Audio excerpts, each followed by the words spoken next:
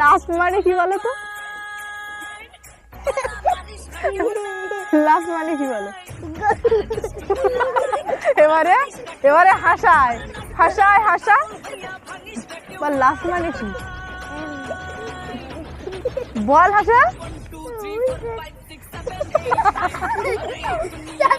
আচ্ছা আচ্ছা আচ্ছা হাসা বুঝতে পারছো না, এবার তুই আই করবি। লাভ মানে কি? ভালোবাসা। আচ্ছা এবার তুই তুলাই লাভ মানে কি?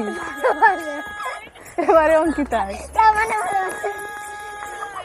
এবার এদিকে তিনটে সব কটা একসঙ্গে। আচ্ছা এবার ছোটু বলো লাভ মানে কি? এবার তুই বল।